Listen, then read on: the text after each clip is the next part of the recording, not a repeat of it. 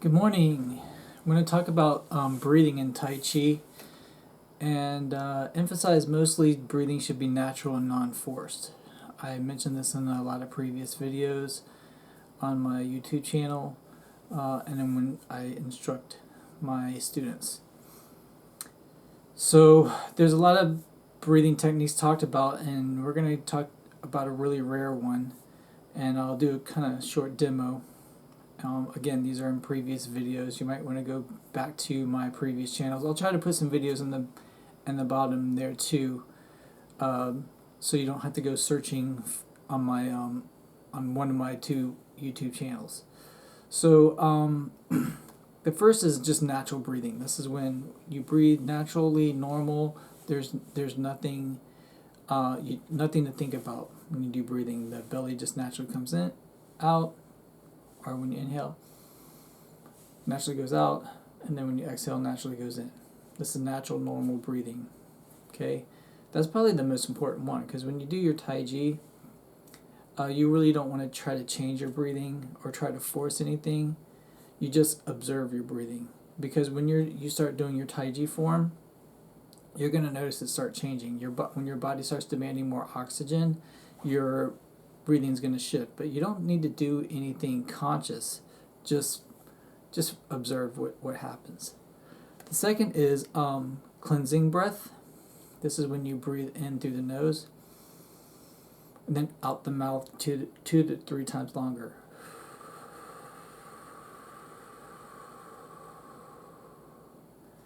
It was one of the preliminaries in one of the Qigong systems that I used. That I was taught from a Chinese teacher. So we would do that breathing first, we would do some lung breathing second, and then we would do some holding breaths third. Next is tonic breathing. That's when you inhale through the mouth and then out the nose. I haven't used that much in Qigong and Tai Chi. However, it's one that I definitely used in yoga. One of the variations is called the Kaki Mudra, where you inhale through the mouth like a crow sipping water, and then you hold your what are called bandhas, and then you exhale. Okay, you can exhale out the nose. The next one is alternate nostril breathing, which is more also from yoga, from Indian yoga, and it's definitely used before anything in a lot of Tibetan sitting practices. So like if you're going to do Tumo or Mahamudra, where you're going to just sit in like Zazen or Vipassana for a long time, we start with purifying what's called the three channels. Now I have learned this from a Chinese teacher as well, and they use a different style of doing it.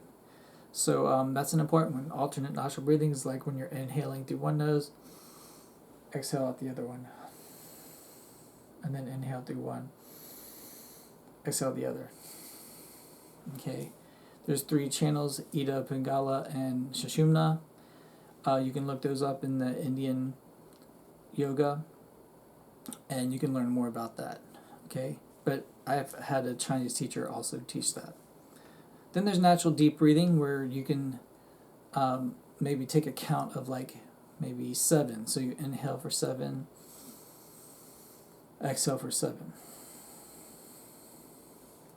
We called that filling breath in Chinese Qigong. It's the second one. So we would do cleansing, and then we do filling breath, and that one's really focusing on the lungs. And the first one, the cleansing breath, really focused on the lungs before going to the tien, because we have to tonify and strengthen the lungs, because the lungs is the actual organ doing the exchange of oxygen and carbon dioxide. Because remember, we want to decarbonize the body, get more oxygen in. Your brain cells need 12% more oxygen than any cell in the body. And then next we start getting the post-birth breathing, which is it's not a reverse breathing, but we're doing long deep breaths from the tien. Okay, our tien is 4 fingers. Here's my belly button. 4 fingers below and then 4 fingers inside the body. That's the location of the dantian that I use, and I think it's the better one. Okay, some people use Chi High Point, which is Rin 6. I'm using more the Guan 1 point, which is more Rin 4. Okay, which is the front mu point of the small intestines, because that's what's there. The small intestines is right there. Okay. Then we get into the pre-birth breathing, which is more the reverse breathing. That's where we inhale, bring the abdominals in towards the spine, and then you exhale, relax. That's used a lot in a lot of different Qigongs, okay? A lot of Neigong and Nadon practices. Now I've had some Nadon practices where we don't use reverse breathing, okay? Next is tortoise breathing, which is when you breathe really fine, long, and deep from the dantian, and it's very slow, like a turtle, okay? Where we had the inhale and exhale of like maybe a 7 on the inhales and a 7 on exhale. Turtle breath would be more like a 15 or 20, maybe even 30 seconds inhale, 30 seconds exhale. And then there's another method. I like what we do in zouwang or Wu Wei breathing or Wu Ji breathing, where we forget breathing. Okay, you're sitting. I guess they call it more embryonic breathing, but that's where you kind of forget breathing. You don't need to focus on any kind of technique, and then you just work on stillness. Now we're going to get into a more advanced breathing technique that's not talked about much, and there's some controversy of it. Some Tai Chi people are like, oh, that's not the method, but I've learned it from 4 different systems, and that's the inhale, inhale, exhale. There's also inhale, inhale, hold, and exhale, and you can do these both prenatal and postnatal methods. So you can do it with just the regular breathing technique, the natural breathing, where the belly goes out and in, or reverse, where it goes in and then out.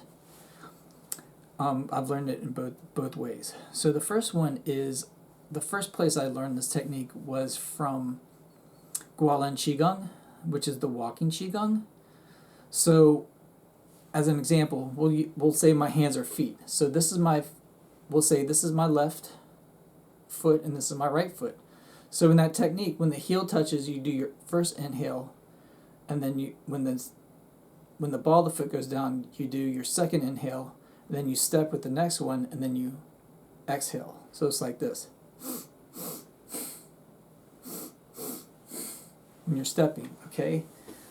And that's how the rhythm is, if you can hear that.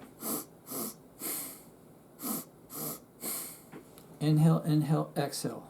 Inhale, inhale, exhale. And you do that walking, and then there's 2 methods. You can do that slow and fast. Okay? That the first method with the 1 step, inhale, inhale, exhale. Inhale, inhale, exhale. That's the nourishing method. There's also a purging method if you have too much qi, too much excess, where you step, exhale, exhale. Okay? We're not going to get into that because I just want to talk about the inhale, inhale, exhale.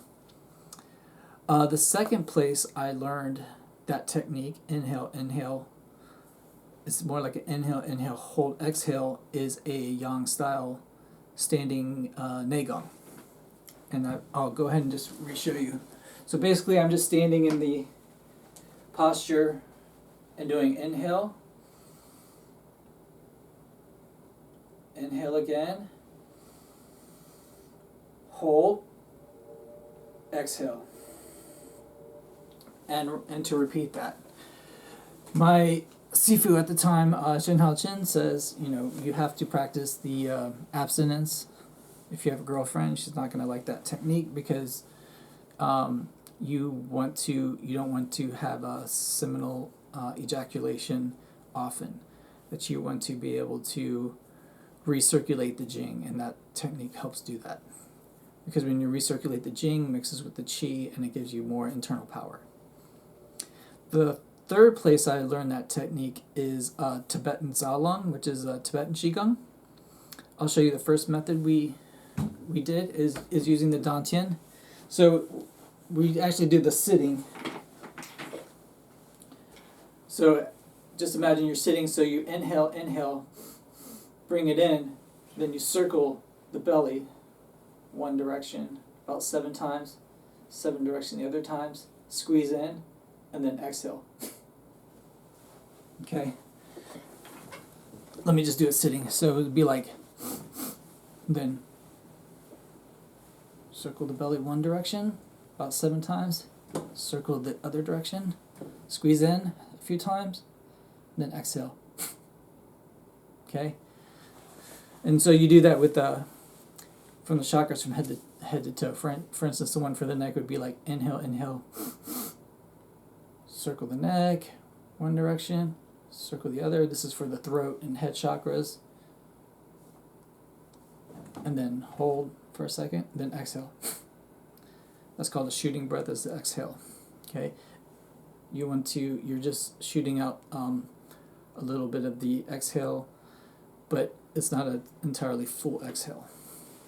And then the last place I learned this is another yang style sitting neigong, where you inhale, reverse style, pulling in at the dantian, then inhale again, hold, and then exhale, but in a relaxed way. Okay, nothing's forced. It's supposed to be gentle and comfortable. And then you do your sitting neigong, and you do that technique. Inhale a little bit more, hold, and then exhale. Now the Tibetan one can be either gentle or aggressive. You can try it with the Tibetan stuff. You can hold the breath as long as you want. The minimum for the Chinese Qigong that we did with the breath holding was 1 minute. The Tibetan stuff, you can try to hold the breath for up to 2 minutes. The class that I normally do, we would hold it for at least a minute, 30 seconds, because that's what most people are comfortable with.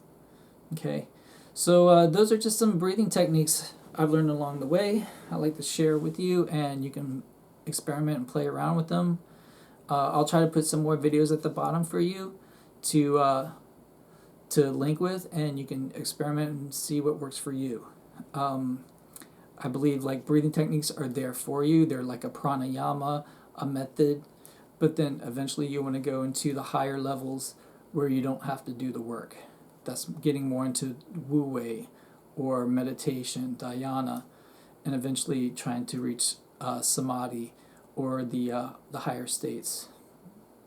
So this is my little spiel on breathing in like Tai Chi, Qigong, yoga, Tibetan, zouwang, and you have a great day. Hope you enjoyed.